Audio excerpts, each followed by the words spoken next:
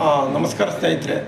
ಇವತ್ತಿನ ವಿಚಾರ, ನಾನು ಹೇಳುತ್ತಿರುವಂಥ ವಿಚಾರ ಕೆಲವರಿಗೆ ಮುಜುಗರ, ಅಸಹ್ಯ ಈ ರೀತಿ ಭಾವನೆಗಳು ಸಹ ಮೂಡಬಹುದು. ಏಕೆಂದರೆ ಇದು ಲೈಂಗಿಕ ಶಿಕ್ಷಣದಲ್ಲಿ ಮುಖ್ಯವಾದ ಒಂದು ವಿಷಯ. ಈ ವಿಷಯಗಳನ್ನು ಸಮರ್ಪಕವಾಗಿ ಎಲ್ಲರೂ ಸಹ ತಿಳಿದುಕೊಳ್ಳಬೇಕಾದಂತಹ ವಿಚಾರ. ಏಕೆಂದರೆ ಹೆಣ್ಣು ಮಕ್ಕಳು ಹೇಗೆ ಋತುಮತಿ ಅದೇ ರೀತಿ ಗಂಡು ಮಕ್ಕಳು ಸಹ ಋತುಮತಿ ಆಗ್ತಾರೆ.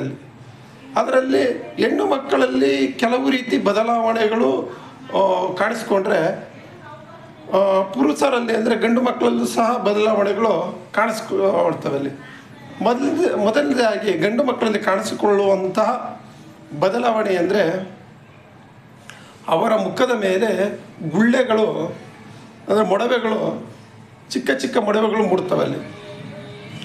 ಅದು ಎರಡನೇದಾಗಿ ಅವರು ಶಿಸ್ನದ ಮುಂಭಾಗ ಮೇಲ್ಪದರ ಸರಿತಾ ಹೋಗುತ್ತಲ್ಲಿ, ಸ್ವಲ್ಪ ಸ್ವಲ್ಪ ಸ್ವಲ್ಪ ಸರಿತಾ ಬರ್ತಾ ಇರುತ್ತಲ್ಲಿ. ಆ ಸರಿತಾ ಬಂದಂತೆ ಆತ ಸಂತಾನೋತ್ಪತ್ತಿಗೆ ರೆಡಿ ಇದ್ದಾನೆ ಎಂದು ಅವರ ದೇಹದವೇ ತಿಳಿಸ್ತದೆ ಅಲ್ಲಿ. ಜೊತೆಗೆ ಅವನ ಮೀಸೆ ಸಣ್ಣದಾಗಿ ಚಿಗುರಲು, ಎಳೆ ಮೀಸೆ ಮೂಡುತ್ತಲ್ಲಿ, ಗಡ್ಡಗಳು ಸಹ ಅಲ್ಲಿ ಬರುತ್ತಲ್ಲಿ. ಹಾಗೂ ಅವನ ಎದೆಯ ಭಾಗದಲ್ಲಿ ಎದೆ ಗಟ್ಟಿಯಾಗುತ್ತಲ್ಲಿ. ಗಟ್ಟಿಯಾಗಿ ಆ ನಂತರ ಒಂದು 15 ದಿನ 20 ದಿನ ಆಗಿದ ತಕ್ಷಣ ಅದು ಕರಗಿ ಹೋಗುತ್ತಲ್ಲಿ. ಈ ರೀತಿ ಗಂಡು ಮಕ್ಕಳಲ್ಲಿ ಅವರು ವಯಸ್ಸಿಗೆ ಬಂದಿದ್ದಾರೆ ಎಂದು ನಾವು ನಿರ್ಧರಿಸಬಹುದು.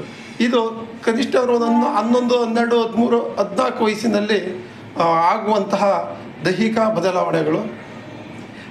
ಆಗ ಹುಡುಗ ಸಂತಾನೋತ್ಪತ್ತಿ ಮಾಡಲು ಅಥವಾ ಲೈಂಗಿಕ ಕ್ರಿಯೆಗೆ ಪಾಲ್ಗೊಳ್ಳಲು ಸಮರ್ಪಕವಾಗಿದ್ದಾನೆ ಎಂದು ಹುಡುಗನ ದೇಹ ತಿಳಿಸುತ್ತದೆ.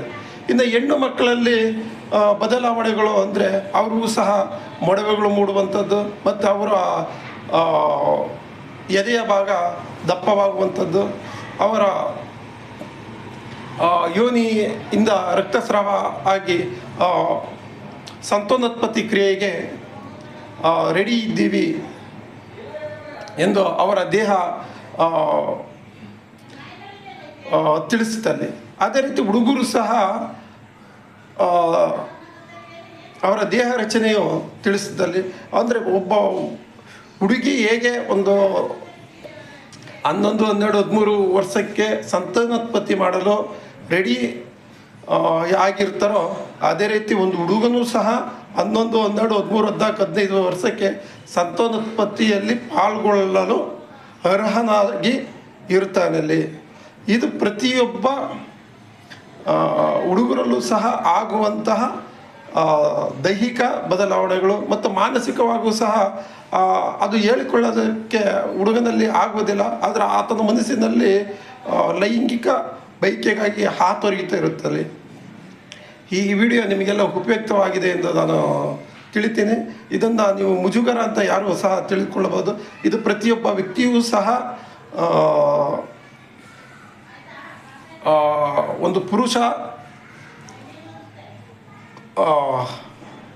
ತನ್ನ ದೇಹದಲ್ಲಿ ಬದಲಾವಣೆ ಕಂಡುಕೊಂಡಿದ್ದ ಅನುಭವವನ್ನು ನಾನು ನಿಮಗೆ ಹೇಳಿದ್ದೀನಿ. ವಿಡಿಯೋ ನೋಡಿದ ತಮಗೆಲ್ಲರಿಗೂ ಸಹ ಧನ್ಯವಾದ.